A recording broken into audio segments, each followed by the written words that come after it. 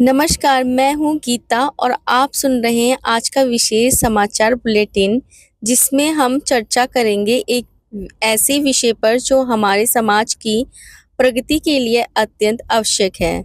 बालिकाओं की शिक्षा। इस महत्वपूर्ण मुद्दे पर हमारे पास कुछ विशेषज्ञों की साउंड बाइट्स हैं, जो विषयों को और गहराई से समझाने में हमारी मदद करेगी।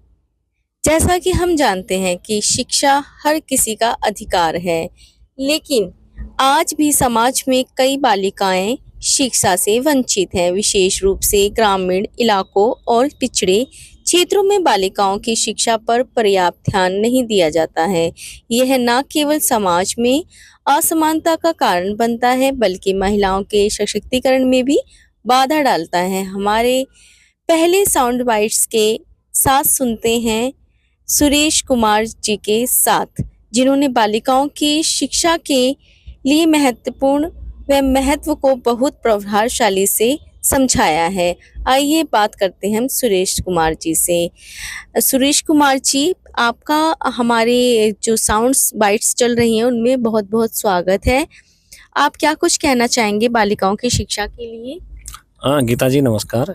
बालिका की शिक्षा केवल एक व्यक्तिगत लाभ नहीं है, बल्कि समाज की समग्र विकास के लिए एक आवश्यक बिंदु है। एक शिक्षित लड़की न केवल खुद को सशक्त बनाती है, बल्कि वह समाज को भी एक नई दिशा देती है। और ये समझना होगा कि एक शिक्षित महिला अपने परिवार, अपने बच्चों और पूरे समाज में एक सकारात्मक बदलाव ला सकती है। बहुत बहुत धन्यवाद सुरेश कुमार जी। अ, तो देखा आपने हमें इन्होंने किस तरीके से समझाया। सुरेश कुमार जी ने बालिकाओं की शिक्षा एक समाज के विकास के लिए बुनियादी आवश्यकता है, लेकिन आज भी कई सामाजिक बाधाएं जो बालिकाओं को शिक्षा से वंचित कर रही हैं।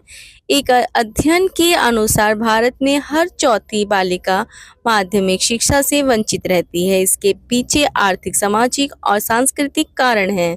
इन चुनौतियों पर हम आगे विस्तार से चर्चा करेंगे, लेकिन सबसे पहले सुनते हैं ग्रामीण विकास में सक्रिय सामाजिक कार्यकर्ता सुरेश पांडे जी का दृष्टिकोण।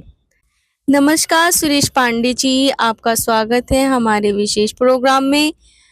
थोड़ा सा हमें आप जो सामाजिक जो चल रहा है ग्रामीण विकास में उसके बारे में कुछ बताइए। हाँ नमस्कार गीता जी।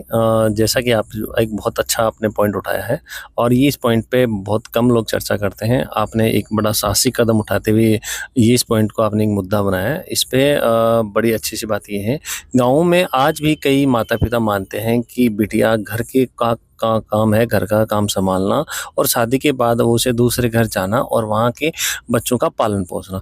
इन मानसिकता को बदलने के लिए हमें सामाजिक स्तर पर काम करना होगा। बालिकाओं की शिक्षा उसके आत्मसम्मान और आत्मनिर्भर के लिए बहुत महत्वपूर्ण है। बालिका की शिक्षा पर जोर देकर ही समाज में एक सकारात्मक बदलाव लाया जा सकता है। धन्यवाद सर आपका। यह बात बिल्कुल सही है कि बालिकाओं की शिक्षा को बढ़ावा देना केवल उनका व्यक्तिगत विकास नहीं, बल्कि समाज की भलाई के लिए भी आवश्यक है। हालांकि भारत सरकार ने बालिकाओं की शिक्षा के लिए कई योजनाएं चलाई हैं, जैसे कि बेटी बचाओ बेटी पढ़ाओ, कस्तूरबा गांधी बालिका विद्यालय योजना और सर्व शिक्षा अभियान। इन योजनाओं का उद्देश्य बालिकाओं को शिक्षा के प्रति जागरूक बनाना, उन्हें पढ़ाई का अधिकार दिलाना। फिर भी इन योजनाओं को जमीनी स्तर पर प्रभावी बनाने के लिए हमें और भी जागरूकता लानी होगी। अब हम आपको सुनाते हैं एक माँ की कहानी, जिन्होंने अपनी बेटी पढ़ाई के लिए समाज की परवाह किए बिना उसे पढ़ाई जारी रखने के लिए प्रोत्साहित किया है। सुनते हैं उनका अनुभव कैसा रहा। अनीता जी, आपकी बेटी की जो पढ़ाई थी वो कैसा आपका अनुभव रहा, इसके बारे में हमें बताइए। जी मैडम, आपका बहुत बहुत धन्यवाद। आपने मेरी इस पीड़ा को समझा और मैं इस समाज के सामने भी बताना चाहूँगी और उन्हें भी जागरूक करना चाहूँगी। मेरी बेटी ने जब पढ़ाई शुरू की थी तो गांव में लोग तरह तरह की बातें करते थे, लेकिन मैंने कभी उसकी पढ़ाई नहीं रोकी। आज वह पढ़ाई में बहुत अच्छी है और मैं चाहती हूँ कि वह अपनी ज़िंदगी आगे बढ़े। हर माँ बाप को अपनी बेटियों को पढ़ाई का मौका देना चाहिए। यह साउंड बाइट्स हमें इस बात का एहसास कराती है कि बालिकाओं की शिक्षा के प्रति परिवारों को जागरूक बनाना कितना जरूरी है। अनीता देवी जैसी माताएं और परिवार अगर अपनी बेटियों की पढ़ाई में उनका साथ दे तो समाज में एक सकारात्मक बदलाव अवश्य आएगा।